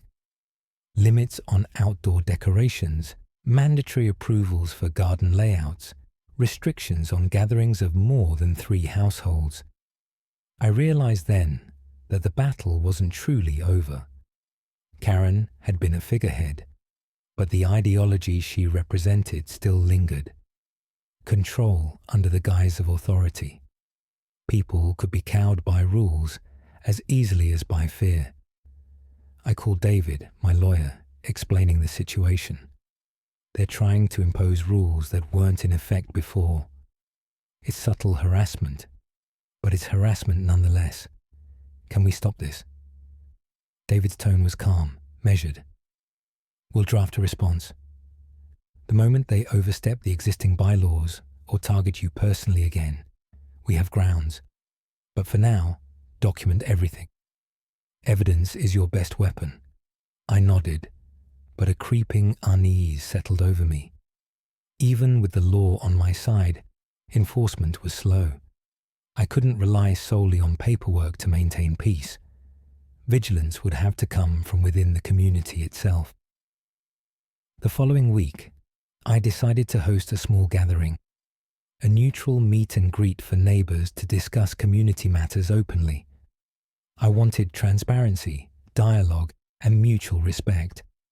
I sent personal invitations to everyone, carefully framing the message to emphasize collaboration rather than confrontation. Karen's influence still cast a shadow. Some neighbors hesitated, worried about backlash if they attended. Others were skeptical, thinking it might be another subtle trap. Yet a surprising number accepted. Slowly, a sense of cautious optimism began to build. The meeting took place on a sunny Saturday morning in my backyard. I set up chairs in a circle, and people trickled in. The atmosphere was tentative at first. Polite nods exchanged, small talk about the weather, and mundane neighborhood matters. Then I addressed everyone directly.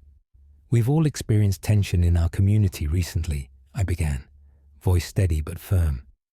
Some of it has been personal, some institutional, but it's clear that fear and control have no place here.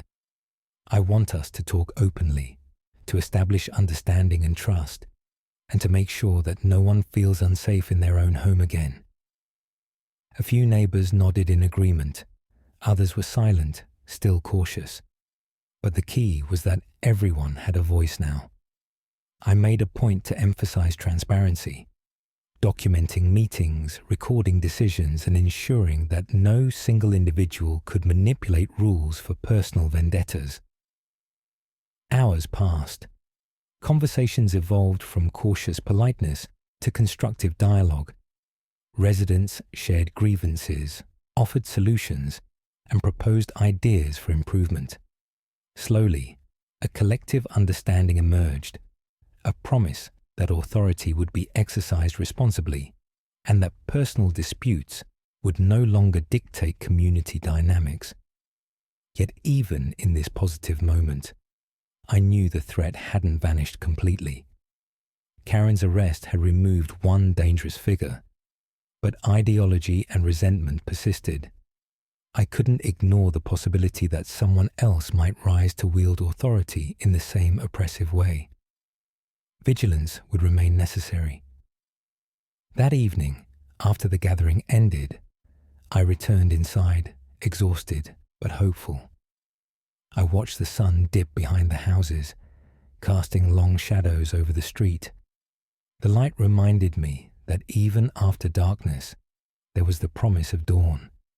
Peace had been restored for now, but it was fragile, built on collective commitment, mutual respect, and a shared understanding that control without empathy was dangerous.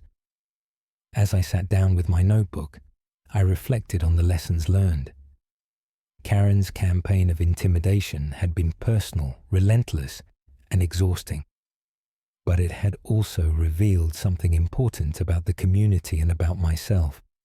Standing firm, documenting injustices, and seeking support from allies could overcome even the most aggressive attempts to dominate. I wrote in my journal, "Courage is not the absence of fear. It is action in spite of fear. Authority without accountability is tyranny. Justice without vigilance is temporary."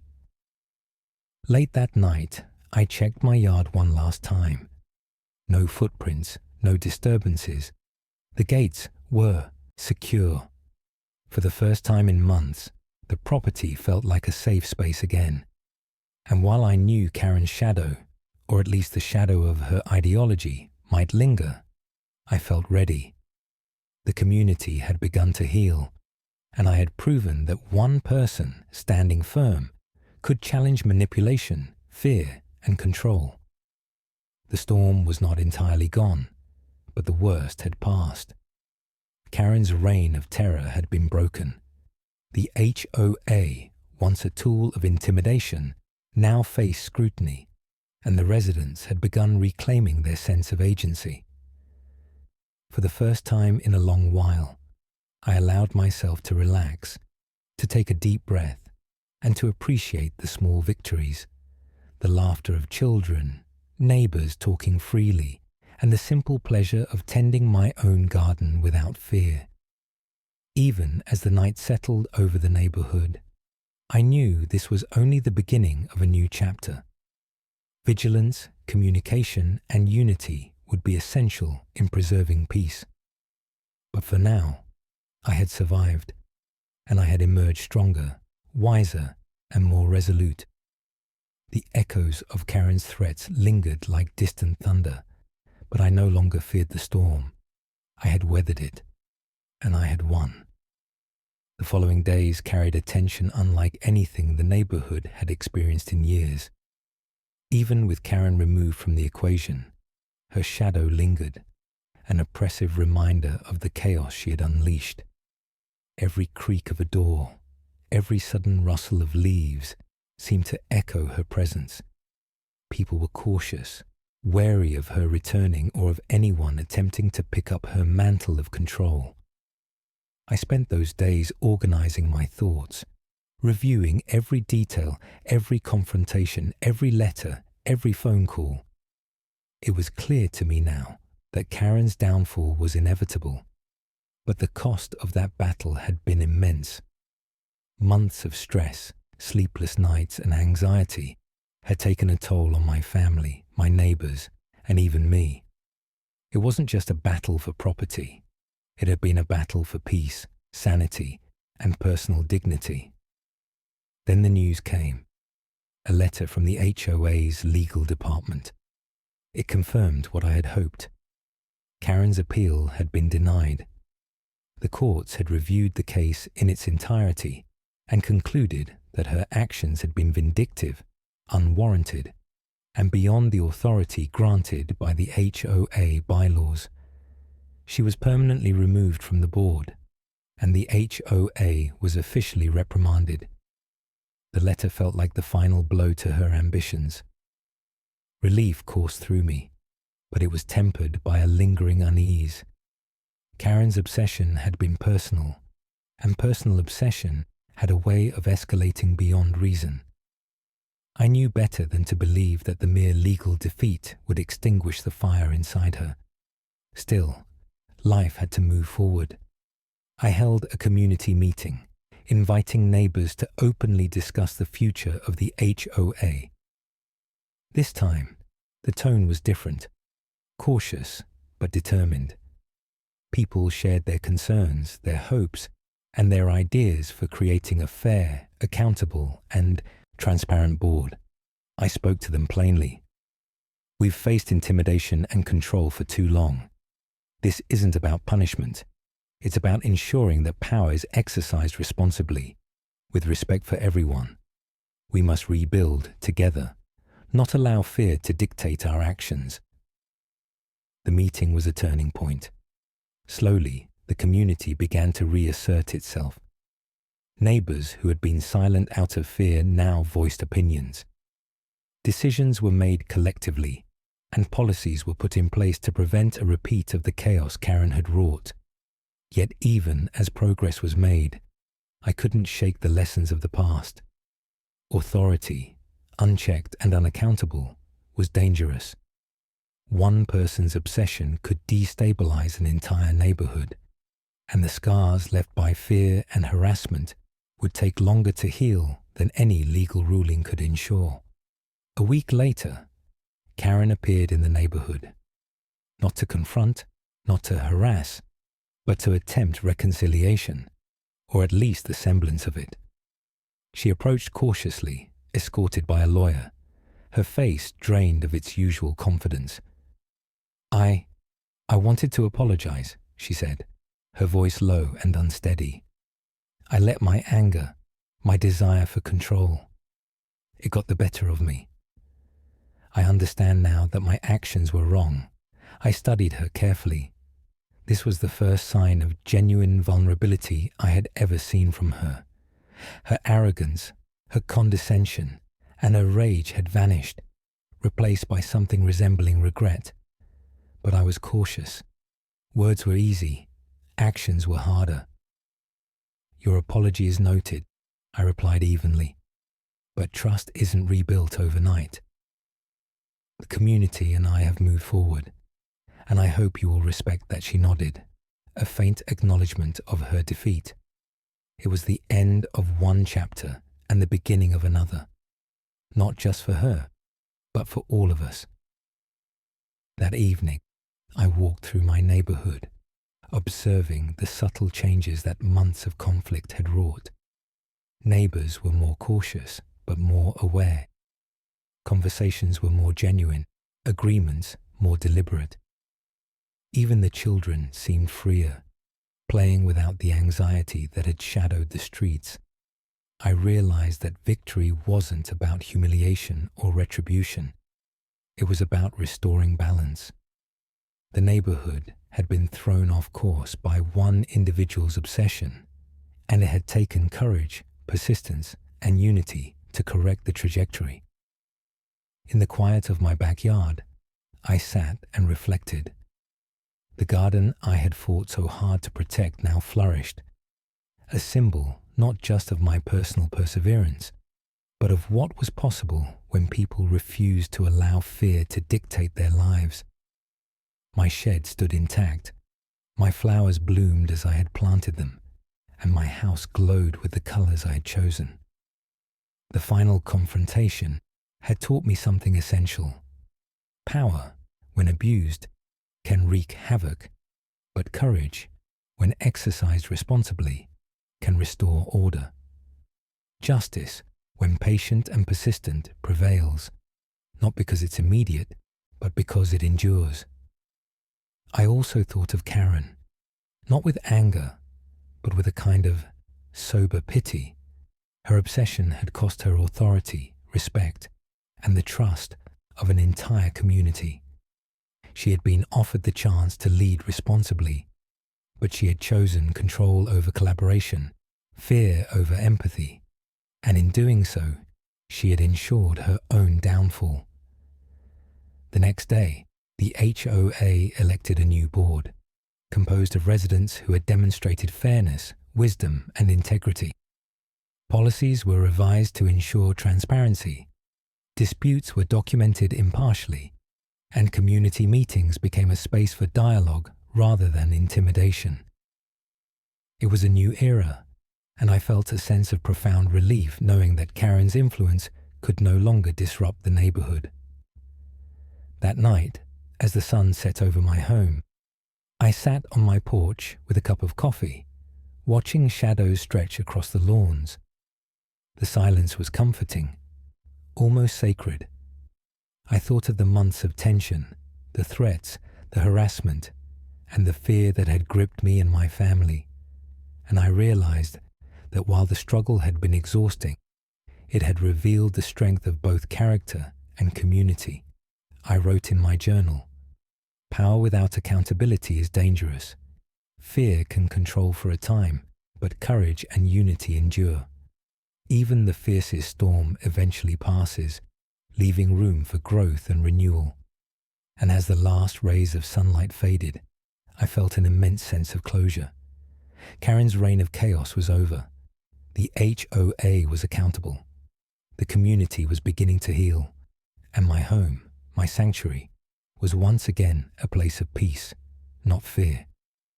Victory had been hard won, not through anger, but through persistence, evidence, and patience. The neighborhood had survived, stronger and wiser for the experience. And I, having endured the trials, could finally allow myself to breathe, to relax, and to enjoy the sense of safety I had fought so fiercely to reclaim. The storm had passed. The embers of fear had been extinguished, and in their place, a renewed sense of community, respect, and cautious optimism began to grow. For the first time in months, I allowed myself to truly smile. The morning after Karen's final departure felt almost surreal. The air was crisp, filled with the scent of freshly cut grass and blooming flowers, a stark contrast to the months of tension, intimidation, and sleepless nights that had dominated the neighborhood. Birds sang, children laughed, and neighbors emerged from their homes, exchanging smiles and greetings that felt more genuine than ever before. I stood on my porch, surveying the street. My home, the yard, the shed, the colors I had chosen, stood untouched, a testament to perseverance and resilience. It was more than just bricks and paint. It was a symbol of standing firm against fear and coercion, a reminder that personal integrity and courage could triumph over entitlement and obsession. For a long time, I allowed myself to breathe, feeling the tension slowly dissolve. The HOA was now under the guidance of residents who valued fairness, transparency, and community spirit. Rules were enforced responsibly, and arbitrary power, once wielded like a weapon by Karen, was now replaced by accountability and discussion. Even so, the aftermath of the conflict lingered. The months of harassment had left scars, not visible, but deep in the hearts of those affected.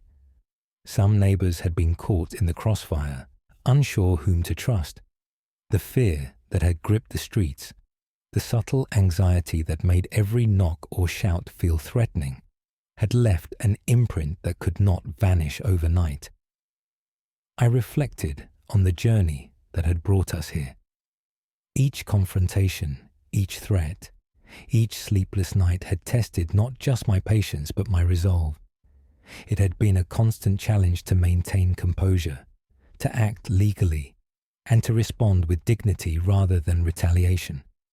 There had been moments when giving in, when surrendering to fear, would have been easier, but I had refused. Courage, I realized, was not the absence of fear, it was persistence despite it, and standing firm had brought about the change that months of compliance could never have achieved. That afternoon, I walked through the neighborhood, greeting neighbors along the way. The smiles I received were warm, sincere, and unforced. I could see the relief in their faces, the return of confidence that our homes were safe spaces. Conversations once whispered behind closed doors were now shared openly. People spoke about plans for community events, garden improvements, and ways to help one another. As I returned to my house, I paused at my garden gate, noticing the flowers swaying gently in the breeze. Each bloom seemed to symbolize resilience, endurance, and the quiet triumph of life over adversity. I knelt to examine them, feeling a profound sense of gratitude, not just for the beauty before me, but for the lessons I had learned, the strength I had discovered, and the sense of agency I had reclaimed. Karen, in her final encounter, had shown a glimpse of vulnerability, a faint acknowledgement of her mistakes, but it was too late to repair the damage she had caused. Her obsession with control, her need to dominate, had isolated her from the very community she sought to govern. Power without empathy, I realized, was destructive. Ambition without consideration for others' rights was fatal. She had been a storm that left devastation in its wake, but the storm had passed, and the sun now shone on a landscape renewed. The HOA board, newly composed, convened for the first official meeting after Karen's removal. The atmosphere was calm yet purposeful. Guidelines were established to prevent personal vendettas from influencing decisions. Transparency measures were formalized, and a system for documenting grievances was instituted. Each member understood that authority carried responsibility, and every action would be subject to scrutiny. As I observed the meeting from the back, I felt a sense of quiet pride. The neighborhood had transformed from a place of fear into a community defined by mutual respect and collaboration. The journey had been arduous, but it had forged a stronger, more resilient neighborhood. That evening, I sat on my porch, sipping a cup of tea and reflecting on the months of conflict. My family joined me, laughter filling the air as stories were shared, and memories of past trials became lighter with each retelling. The tension that had once shadowed every interaction had lifted, replaced by comfort and reassurance. I realized then that the most important victories were not about legal rulings or compliance with HOA regulations. They were about reclaiming personal peace, restoring trust, and nurturing a community where fear could no longer dominate. The battles had been fought, but the lessons endured. Courage, persistence, and a commitment to justice could overcome even the most relentless attempts at intimidation. Late that night, I stepped outside one last time, looking at the stars that glittered above the quiet neighborhood. There was a sense of finality in the air, a feeling that the chapter of turmoil had truly closed. The houses, the gardens, the streets, they were mine to enjoy without apprehension. And more importantly, they belonged to a community that had learned to value fairness, dialogue, and empathy over fear and control. I took a deep breath, feeling the weight of months of anxiety lift from my shoulders. Karen's obsession, her relentless pursuit of dominance, had ended. The HOA's misuse of power had been corrected, and the neighborhood had reclaimed its voice, its sense of agency, and its peace. In the quiet of that night, I reflected on what I had learned about resilience, about justice, and about the true nature of courage. Fear could be powerful, but it could also be overcome. Control could be wielded destructively, but integrity and persistence could restore balance. And the lessons of this experience, though born from hardship, would guide the neighborhood for years to come. Finally, I stepped back into my home, closing the door with a sense of certainty. The war had been fought, the storm had passed, and the neighborhood could finally breathe. Peace had been restored, not just externally, but internally, within myself, and within the community that had endured so much. The flowers in my garden swayed gently in the breeze, the sun setting softly over the street. For the first time in months, I allowed myself to smile completely, unburdened and at ease. The ordeal was over, the lessons had been learned, and life could continue, free, peaceful, and harmonious. Karen's shadow had been banished, the HOA held accountable, and the community stronger for the trials it had faced. And I, having endured the storm, having stood firm against fear and intimidation, could finally rest. The conflict had ended. The lessons had been learned. The peace had been restored. The neighborhood, my family, and I could finally enjoy the quiet victory that comes not from defeating an opponent in anger, but from reclaiming the calm and dignity that every person deserves in their own home. And as the night enveloped the streets, I knew this peace was hard-won, meaningful, and enduring. I had survived the battle, and the neighborhood had emerged stronger, united, and free. The sun would rise tomorrow, and with it, a new chapter of calm, understanding, and hope for the future.